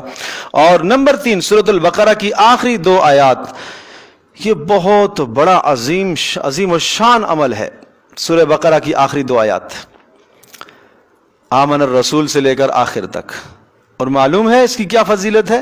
جس نے ان 2 آیات کو پڑھ لیا، یہ 2 آیتیں اس کے لیے کافی ہو جائیں گی. اب محدثین نے لکھا ہے کہ کافی ہو جانے کا مطلب یہ ہے کہ اللہ پاک اس کا ہر قسم کا تحفظ کرے گا، ہر شر سے اس کی حفاظت کرے گا. اور بعد نے یہاں تک لکھا ہے کہ کافی ہونے کا مطلب کہ تہجد کے لیے، قیام اللیل کے لیے کافی ہو جائے گی. شیطان چیخا، چلایا، ہنگامہ کیا اس نے. جو دشمن ہوتا ہے نا، جب وہ نامراد ہونے لگتا ہے تو شور کرتا ہے، اسی طرح سے وہ چیخا، چلایا اور سر پر مٹی ڈالی اور رویا، واویلا کیا. کیوں واویلا کر رہا ہے؟ اس لیے کہ مسلمانوں کو عظیم الشان خزانہ مل گیا، عظیم الشان خزانہ مل گیا. وہ کون سا خزانہ؟ سورہ بقرہ کی آخری 2 آیتیں. اس خزانے کے اندر جو آدمی اللہ سے مانگتا ہے اللہ کہتا ہے میں نے کر دیا. کیسے؟ ربنا لا تؤاخذنا ان نسینا او اخطانا، اے اللہ میرے گناہ کا معاف فرمانا، چاہے میں نے جان بوجھ کر کیے ہیں یا غلطی سے کیے. اللہ کہتا ہے میں نے معاف کر دیا. ربنا ولا تحمل علینا اصرا کما حملت علی الذین من قبلنا، اے اللہ ایسا بوجھ میرے اوپر نہ ڈالیے گا مصائب کا، پریشانیوں کا جو میں برداشت نہ کر سکوں. اللہ کہتا ہے میں نے نہیں ڈالنا. ٹھیک ہے. واعف عنا واغفر لنا وارحمنا، اے اللہ چھوٹے گناہ بھی معاف کر دے، بڑے بھی معاف کر دے، اور اس کے بعد گناہوں سے بچنے کی بھی توفیق عطا فرما. اللہ کہتا ہے ٹھیک ہے میں نے کر دیا. ہر بات پر اللہ کی طرف سے جواب آتا ہے. کتنا عظیم الشان تحفہ ہے. آج اس سے ہم غافل ہیں. عبداللہ حضرت عمر رضی اللہ تعالیٰ فرمایا کرتے تھے کہ اپنے بچوں کو سکھاؤ، عورتوں کو سکھاؤ کہ رات کو سونے سے پہلے ان آیات کی تلاوت کیا کریں. اور وہ آدمی محروم ہے جو سورہ بقرہ کی آخری آیات رات کو نہ پڑھ سکے. کتنا محروم ہے. تو اس لیے اس کا اہتمام فرمائیں. سورۃ الکافرون پڑھنا، یہ بھی حدیث میں آتا ہے. سورۃ الکافرون جو آدمی رات کو پڑھ کے سوتا ہے تو شرک سے برات ہے. جو پہلے 3 سورہ اخلاص فلق ناس وہ تو دم میں ہیں، سورہ کافرون دم میں شامل نہیں ہے. جن ہاتھوں کو دم کر کے جسم پر پھیرنے یہ اس میں شامل نہیں ہے، لیکن اس کو بھی پڑھ لیا جائے، شرک سے برات ہے. اسی طرح سیدہ عائشہ رضی اللہ تعالیٰ عنہ فرمایا کرتی تھی کہ حضرت صلی اللہ علیہ وسلم سونے سے پہلے رات کو سورہ بنی اسرائیل بھی پڑھ کے سویا کرتے تھے، سورہ زمر کی تلاوت کر کے سویا کرتے تھے. بتاؤ کتنی بڑی بڑی صورتیں. شوق ذوق کی بات ہے نا، اللہ سے ملاقات کی بات ہے، اللہ سے ہم کلامی کی بات ہے. سارا دن دنیا کو ٹائم دیا، سوتے وقت آدھا گھنٹہ اللہ کو آدمی نہ دے سکے. سارا دن جناب موبائلوں میں اور فضولیات اور لغویات میں مشغول رہا، سوتے وقت آدھا گھنٹہ بھی اللہ کو نہ دے سکے آدمی. اور اسی طرح سے ایک حدیث میں آتا ہے سورہ حدید، سورہ حشر، سورہ صف، سورہ جمعہ، سورہ تغابن، یہ سبحہ سے تسبیح سے شروع ہونے والی صورتوں کو سب کو پڑھ کر آپ علیہ السلام سویا کرتے تھے. اور یہ تو آیات ہیں جو پڑھتے تھے آپ علیہ السلام. اب دعائیں کیا پڑھتے تھے سوتے وقت؟ آج ہمیں تو ایک ہی یاد ہے، اللہم بسمک اموت و احیا، بس ایک ہی یاد ہے، اللہم بسمک اموت و احیا. خوش نصیب ہے وہ بھی چلو جس کو یہ بھی یاد ہے اور پڑھ کے سوتا ہے. یاد تو ہے، پڑھ کے کون کون سوتا ہے، یہ ہے بات. اللہم بسمک اموت و احیا. اصل میں روزمرہ کے اپنے جو ہماری عادات ہیں نا، ان عادات کو عبادات بناؤ. اگر ہم کھانا کسی مقصد کے تحت کھاتے ہیں تو آدمی سمجھتا ہے کہ کھانے سے پہلے مجھے دعا پڑھنی ہے، چلو شروع نہیں پڑھ پایا بیچ میں پڑھ لوں گا، اچھا آخر میں مجھے دعا پڑھنی ہے. لیکن اگر ہم کھانا لذت کے لیے کھاتے ہیں، ہمیں احساس اور شعور ہی نہیں ہے. ہم کھانا اس مقصد کے لیے کھائیں کہ اس کھانے سے جو تقویت ملے گی میں اللہ کی بندگی کروں گا. ہمارا سونا اس مقصد کے لیے ہوگا میں سوؤں گا اور جب میں بیدار ہوں گا تو اس کے بعد میں اللہ کی بندگی کروں گا. یہ جسم کو میں راحت دے رہا ہوں، اس کے بعد میں اس جسم کو اللہ کی عبادت میں تھکاؤں گا. تو اس لیے رات کو سونے سے پہلے آپ علیہ السلام اور کیا دعا پڑھتے تھے، ان دعاؤں کو بھی ذرا دیکھیں. بہت پیاری دعائیں ہیں. حضرت صلی اللہ علیہ وسلم جب رات کو سونے کا ارادہ فرماتے تو وضو کرتے تھے اور دائیں کروٹ پر آپ لیٹ کر حضرت براء ابن عازب رضی اللہ تعالی فرماتے ہیں کہ یہ دعا سکھائی آپ نے، اللہم انی اسلمت وجہی الیک. اللہ اکبر. اللہم انی اسلمت وجہی الیک، اے اللہ میں سب کچھ اپنا تیرے سپرد کر رہا ہوں. وفوضت امری الیک، اپنے سارے معاملات تیرے سپرد کرتا ہوں. والجأت ظہری الیک، اے اللہ میں تیری پشت پناہی اختیار کرتا ہوں. رغبتاً ورہبتاً الیک، اے اللہ میں تجھ سے امید بھی رکھتا ہوں، تجھ سے ڈر بھی رکھتا ہوں. لا ملجأ ولا منجأ منک الا الیک، اے اللہ کوئی جائے پناہ نہیں ہے، اے اللہ کوئی ٹھکانہ نہیں ہے سوائے تیرے. آمنت بکتابک الذی انزلت، اے اللہ میں تیری اس کتاب پر ایمان لایا جو تو نے اتاری ہے. وبنبیک الذی ارسلت، اور اللہ تیرے نبی پر ایمان لایا جس کو تو نے بھیجا ہے رسول بنا کر. فرمایا جو آدمی ان کلمات کو پڑھ کر سوئے تو اس کا انتقال ایمان پر ہوا، اس کا انتقال فطرت پر ہوا. اور اگلی دعا، سبحانک اللہم ربی بک وضعت جنبی وبک ارفعہ ان امسکت نفسی فاغفر لہا وان ارسلتہا فاحفظہا بما تحفظ بہ عبادک الصالحین. اے اللہ تو پاک ہے، اے اللہ تو پاک ہے، اے اللہ تیرے نام سے اپنا پہلو میں زمین پر رکھتا ہوں یا بستر پر رکھتا ہوں، اے اللہ تیرے نام سے ہی میں اٹھوں گا، اے اللہ اگر تو میری جان کو اے اللہ قبض کر لیتا ہے تو اے اللہ مجھے معاف فرما، اور اے اللہ اگر تو مجھے واپس دوبارہ یعنی زندگی دے دیتا ہے تو اے اللہ میری حفاظت بھی فرما اور میرے گناہوں کو بھی معاف فرما۔ حضرت علی رضی اللہ تعالیٰ سے مروی ہے، حضرت فاطمہ رضی اللہ تعالیٰ عنہا نے رسول پاک صلی اللہ علیہ وسلم سے خادمہ کا مطالبہ فرمایا تو حضرت صلی اللہ علیہ وسلم نے ارشاد فرمایا کیا میں تمہیں خادمہ سے بہتر بات نہ بتا دوں؟ تھک جاتی تھی کام کر کے، تو آپ علیہ السلام نے یہ اعمال بتائے کہ 33 مرتبہ سبحان اللہ، 33 بار الحمدللہ اور 34 بار اللہ اکبر کہو۔ اس کو کہتے ہیں تسبیح فاطمی، اس کو تسبیح فاطمی کہتے ہیں۔ حضرت علی رضی اللہ تعالیٰ عنہ زندگی کا معمول تھا، کبھی بھی ان کلمات کو نہیں چھوڑا، یہاں تک کہ حالت جنگ میں بھی پڑھتے تھے۔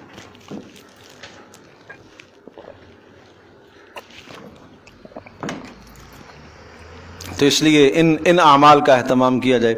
اور حضرت حفصہ رضی اللہ تعالیٰ عنہ کہتی ہیں کہ رسول پاک صلی اللہ علیہ وسلم جب سونے لگتے تو اپنا ہاتھ دائیں رخسار کے نیچے رکھ کر فرماتے اللہم قنی عذابک یوم تبعث عبادک۔ بڑے پیارے کلمات ہیں، اللہم قنی عذابک، اے اللہ مجھے اپنے عذاب سے بچا لے، یوم تبعث عبادک، جس دن اے اللہ تو اپنے بندوں کو اٹھائے گا، اے اللہ اس دن مجھے اپنے عذاب سے بچا لے۔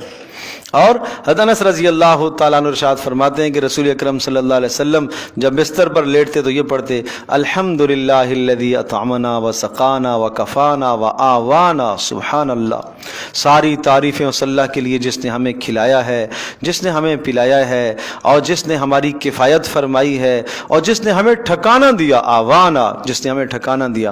آج اپنے بستر پر استراحت پر آرام سے آ کے لیٹا ہے، کتنے آگے دیکھیے لفظ کیسے ہیں، فکم ممن لا کافی لہو، اور کتنے لوگ ایسے ہیں کہ جن کی کفایت کرنے والا کوئی نہیں ہے، اور کتنے ایسے ہیں کہ جن کا کوئی ٹھکانہ نہیں ہے۔ اے اللہ تو نے مجھے ٹھکانہ دیا، تو نے چھت فراہم فرمائی، میں گرم بستر پر سردی میں اپنے گھر کے اندر میں لیٹا ہوا ہوں، اے اللہ تیرا کتنا شکر ہے۔ کتنے لوگ ہیں جن کے پاس چھت نہیں ہے، کھلے آسمان تلے پڑے ہوئے ہیں۔ اور اسی طرح سے یہ بھی ارشاد فرمایا کہ یہ بھی پڑھتے تھے اللہم رب السماوات ورب الارض ورب العرش العظیم ربنا ورب کل شیء فالق الحب والنوا منزل التوراۃ والانجیل والفرقان اعوذ بک من شر کل شیء انت آخذ بناصیته انت الاول فلیس قبلک شیء فلیس قبلک شیء وانت الاخر فلیس بعدک شیء وانت الظاہر فلیس فوقک شیء وانت الباطن فلیس دونک شیء اقض عنا الدین، اے اللہ ہم سے قرضے ہٹا دے، واغننا من الفقر، اے اللہ فقر سے ہمیں غنا عطا فرما۔ کتنے پیارے کلمات ہیں، کتنے عظیم ترین کلمات ہیں۔ حضرت علی رضی اللہ تعالیٰ ارشاد فرماتے ہیں جب آپ بستر پر لیٹتے تو یہ بھی کلمات پڑھتے تھے اللہم انی اعوذ بک بوجہک الکریم وکلماتک التامۃ من شر ما انت آخذ بناصیتہ اللہم انت تکشف المغرم والمأسم اللہم لا یہزم جندک ولا یخلف وعدک ولا ينفع ذا الجد منک الجد۔ ترجمے سارے نیچے لکھے ہوئے ہیں، بہت پیارے کلمات ہیں، سبحانک وبحمدک، ان کلمات کو پڑھیں۔ اور آخر میں نیچے ایک دعا ہے بسم اللہ وضعت جنبی اللہم اغفر لی ذنبی واخس شیطانی، اے اللہ میرے سے شیطان کو دور فرما اور وہ فک رہانی، اے ارحم الراحمین میرے سارے حقوق کو ادا فرما، میرے ذمے جو حقوق ہیں، وجعلنی فی الندی الاعلی، اے اللہ بلند مجلس میں مجھے شامل فرما، یعنی فرشتوں میں میرا تذکرہ ہو۔ تو بھائی یہ بڑے پیارے کلمات ہیں، یہ رسول اکرم صلی اللہ علیہ وسلم کی بتائی ہوئی باتیں ہیں، اور حضرت صلی اللہ علیہ وسلم کے رات کے معمولات تھے۔ تو حضرت عبداللہ بن عباس رضی اللہ تعالیٰ عنہ مکہ سے گئے آپ علیہ السلام کے اعمال رات کے دیکھنے کے لیے کہ آپ رات کو کیا کیا کرتے، کتنا شوق تھا، کتنا زیادہ شوق تھا۔ تو اس لیے میں درخواست کرتا ہوں تمام دوستوں سے، بزرگوں سے، ماؤں بہنوں سے کہ رات کو ان اعمال کو ضرور کر کے سویا کریں۔ سارے کوشش فرمائیں گے؟